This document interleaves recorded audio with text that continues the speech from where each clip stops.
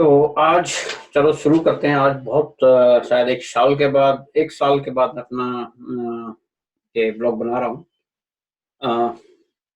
मैं आपको लंदन दिखाने वाला था, पर ये लॉकडाउन और ये कोरोना वायरस के चक्कर में हम कुछ कर नहीं पाए, और पिछले साल में थोड़ा-सा नई जॉब के चक्कर में बिज़ी था।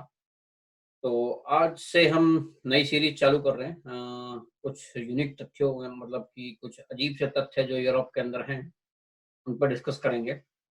उनमें से एक है, जैसे कि आप टॉपिक के टाइटल से पहचान सकते हैं वीडियो के, कि यहाँ यूके के अंदर अपनी पत्नी को बेचा जाता।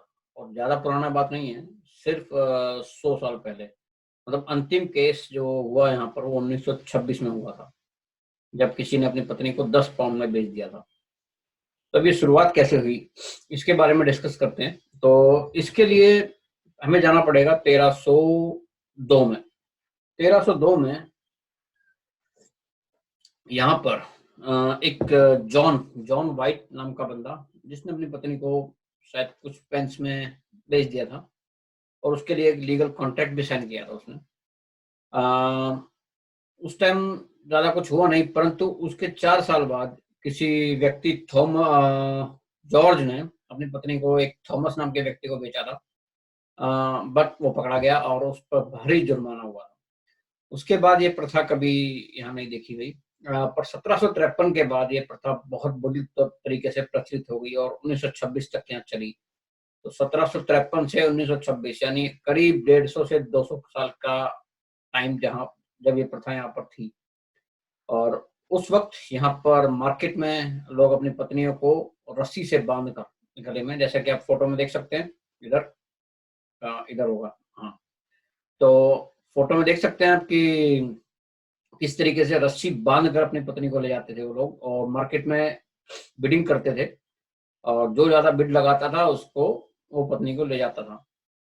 चलो इस प्रथा के बारे में डिस्कस करते हैं। ये 1753 के बाद ज़्यादा क्यों प्रचलित हुई? 1753 से पहले इस देश में शादी का सिस्टम था ही नहीं। यानी कि अगर शादी करनी होती थी तो मतलब ऐसे ही कोई साथ रहने लग जाते थे और वो शादी मन जाती थी, और जब चाहे वो अलग हो जाते थे। कोई लीगल सिस्टम नहीं था, बट 1753 में यहाँ मैरिज एक्ट आया। मैरिज एक्ट के अंतर्गत यहाँ पर शादी को रजिस्टर करना ज़रूरी हो गया। और आपको शायद एक तथ्य और बता दूँ, जिसके बारे में एक अलग वीडियो करूँगा मैं। 1595 में यहाँ पर एक ऐसी डिबेट हुई, जिसमें ये कहा गया कि औरतें, महिलाएँ, इनके अंदर आत्मा ही नहीं होती है, मतलब दे आर सोललेस। तो इसके बारे में डिस्कशन हुई और ये पाया गया कि औरतें एक प्रॉपर्टी है, मतलब वो कोई इंसान या मानव नहीं है, उनके अंदर कोई आत्मा ही नहीं है। तो इसलिए उनको खरीदना-बेचना कोई बहुत बड़ा अपराध नहीं था यहाँ पर। और इसीलिए शायद आपने देखा होगा और भी कई जगहों पर औरतों को खरीदा और बेचा जाता था। हमारे देश में ऐसा नहीं था। और चलो आते हैं अपने टॉपिक के ऊपर। तो इसलिए शादी का मतलब यहाँ पर अपनी प्रॉपर्टी को रजिस्टर कराना होता था कि ये औरत अब मेरे लिए मेरी पत्नी है और मैं इसको अपनी प्रॉपर्टी घोषित करता हूँ। उसकी सारी ज़िम्मेदारियाँ, उसका सारा खर्चा अब मैं वहन करूँगा। ये यहाँ के मैरिज कॉन्ट्रैक्ट में लिखा जाता था। अब इसका कारण ये हुआ कि चलो अब पत्नी तो आपकी प्रॉपर्टी हो गई, लेकिन अगर वो किसी और के साथ रहने लग जाए या किसी और के साथ चली जाए, तो यहाँ 2 केस होते थे। एक, अगर पत्नी को छुटकारा पाना है तो वो कुछ नहीं कहता था, परंतु अगर उसने कुछ गलत काम कर दिया तो उसकी ज़िम्मेदारी उसकी पति की होती थी। यानी यानी कि सज़ा उसको मिलनी है। और अगर पति को दिक्कत है तो वो चोरी का इल्ज़ाम लगाकर उसको बंद करा सकता था। यानी कि मेरी प्रॉपर्टी चुरा ली उसने और वो पकड़ा गया और उसको जेल और सज़ा होती थी। तो इसलिए ये कानून बनाया गया था मेनली। अब जब दोनों लोग साथ नहीं रहना चाहते और शायद औरत को या किसी से प्यार हो गया, वो किसी और के साथ रहना चाहती है, अब उसका मन बदल गया, तो अलग कैसे हो? और पति भी छुटकारा कैसे पाए अगर उसको लग गया कि यार ये तो अब मेरे साथ रहना नहीं चाहती, तो मैं क्या करूँ?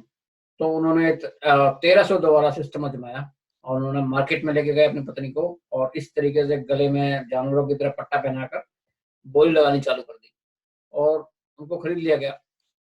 कई जगह पर बहुत मतलब पैसों में खरीदा गया, बट कई जगहों पर औरत को सिर्फ बियर की बोतल या बियर का 1 पॉइंट और शराब यानी कि 1 गिलास विस्की इस पर ही बेचा गया। और जब ये सेल हो जाती थी तो उसके बाद तीनों लोग यानी पति-पत्नी और जो जिसने खरीदा है वो तीनों मिलकर पार्टी भी करते थे एक साथ बार में। और देखे गए हैं, ये बहुत जगह पर लिखा गया है। जैसे कि आप फ़ोटोज़ में देख सकते हैं कि किस तरीके से यहाँ सेल होती थी। अब बात करते हैं आगे ये प्रथा में क्या-क्या किस्से हुए। अब ज़्यादातर ये केसेस कहाँ होते थे कि जहाँ पर औरत किसी और के साथ रहना चाहती है बट वो डिवोर्स नहीं ले सकते हैं और डिवोर्स लेना बहुत ही महँगा होता था। इतना महँगा कि आदमी की 2 साल की इनकम चली जाती थी। तो अब इससे बचने के लिए ये तरीका अपनाया गया था और कोर्ट्स को और यहाँ के कानून जो यहाँ का राज्य सिस्टम था, उनको पता था कि ये हो रहा है बट उन्होंने उसके ऊपर ब्लाइंड आई कर ली, यानी कि देख कर भी अनदेखा कर दिया कि होता है तो होने दो। और ये चलता रहा। बीच-बीच में कई जगह कोर्ट्स ने ये पुलिस को भेजा कि इसको बंद कराओ, पर सोशल दबाव में आकर उन्होंने क्या किया, उसको ये बोल दिया कि नहीं-नहीं हमने पुलिस को इसलिए भेजा था कि कहीं यहाँ मार्केट में भगदड़ ना हो जाए, कोई लड़ाई-झगड़े ना हो जाए, तो पुलिस वहाँ पर सुरक्षा करे। तो इसलिए ये चलता रहा और 1926 तक ये खुलेआम यहाँ पर कई मार्केट लगते थे जहाँ पर लोग अपनी पत्नियों को ले जाकर बेचते थे। अब आते हैं किस तरीके से बेचते थे। तो कई जगह बोली लगाने के अलग-अलग तरीके होते थे। अब ये पढ़ो किस तरीके से बेचा जाता था, तो उसमें एक व्यक्ति ने किस तरीके से बोली लगाई थी, तो ये आपको मैं इंग्लिश में पढ़ा रहा हूँ। कही जाती थी कि देखो ये मेरी वाइफ़ है, मैं इसकी पहले बता दूँ ये क्या है, जिसमें वो उसको गालियाँ भी देते थे जैसे कि ये बहुत ही डरावनी है, ये मुझे बहुत डराती है, मुझे मेरे लिए एक श्राप है और रात में हमले करती है और इस टाइप की बातें। पर ये नावल भी पढ़ सकती है, दूध भी निकाल सकती है गाय का और रोती भी है, हँसती भी है, तो इसलिए आप इसको ले जाओ, ठीक है? और इसके लिए कइयों को वो यही बोलते थे कि मैं इसको सिर्फ़ पैसों में नहीं, एक रम की बोतल, जिन या व्हिस्की के बदले भी मैं इसको बेच सकता हूँ। लोग इसको खरीद लेते थे। तो ऐसे भी एक व्यक्ति ने तो 20 शिलिंग और एक कुत्ते, एक डॉग के बदले एक बीवी को खरीदा था। और भी यहाँ ऐसे यूनिक केस हुए हैं जिसमें कि अलग-अलग तरीके से बेचा गया है। और एक और अजीब चीज़ कि कई जगह औरतों ने खुद को खरीद लिया है और उसमें ये कहा जाता था कि जिससे वो प्यार करती हैं, जिनके साथ रहना चाहती हैं, वो समाज के सामने आना नहीं चाहते। तो इसके लिए उन्होंने ये तरीका आज़माया कि भई तू अपने आप को खरीद ले और बाद में मेरे साथ रह सकती है। और इस खरीद-बेच का मेन मकसद क्या था? इस खरीद-बेच का मेन मकसद ये था कि समाज के सामने अपनी लायबिलिटी से अलग होना और इस लायबिलिटी से मुक्त होने के लिए वो लोग कॉन्ट्रैक्ट भी लिखते थे। जिसमें ये बताया जाता था कि ये पत्नी आज से मेरी नहीं इस व्यक्ति की होगी और उसके बाद उनकी लायबिलिटी खत्म कि अब ये औरत उस व्यक्ति की हो गई और वो व्यक्ति की ही सारी लायबिलिटी और सारी ज़िम्मेदारी है। तो वो अपनी ज़िम्मेदारी और लायबिलिटी दोनों चीज़ों से मुक्त हो जाते थे। तो इस तरीके से अब आप जान सकते हैं कि 100 आज से ज़्यादा नहीं सिर्फ 100 साल पहले यहाँ ऐसा घृणित इतना गंदा काम हुआ करता था। और हमें बताते हैं कि भारत को कि तुम नारी का सम्मान नहीं करते। सती प्रथा होती थी यहाँ पर। यहाँ सती प्रथा होती है, तुम्हारे यहाँ ये होता है और इसके नाम पर यहाँ पर इसका भय दिखाया गया एक तरीके से और हिंदू समाज को बदनाम किया गया। जबकि ना तो इतिहास में, ना ही वर्तमान में उस वक़्त के वर्तमान में ऐसे वास्ट केसेस नहीं मिले कहीं भी। मतलब कहीं भी आपको ऐसा कुछ बड़ा नहीं मिला कि हर जगह भारत में ऐसा होता था। सिर्फ़ कुछ एक जगह पर इक्का-दुक्का केस ही मिले थे उस वक़्त। परंतु इसको पूरे हिंदू समाज पर थोप कर उसको पूरे हिंदू समाज को, हिंदू संस्कृति को ही बदनाम किया गया। जबकि अगर वाइफ सेलिंग की प्रथा को आप देखेंगे यहाँ पर, तो यहाँ पर वास्ट में पूरे इंग्लैंड में या पूरे ब्रिटेन में यहाँ पर वाइफ बेचना एक नॉर्मल चीज़ थी, कि आप अपनी पत्नी को गले में रस्सी पहनाओ और मार्केट में ले जाओ और बेच दो, बिडिंग करो एक प्रॉपर्टी की तरह। 1927 से पहले यहाँ पर एक औरत की वैल्यू एक प्रॉपर्टी से ज़्यादा कुछ नहीं होती थी। उसके बाद यहाँ पर इनको वोटिंग के राइट मिले हैं, वो भी 100% नहीं मिले।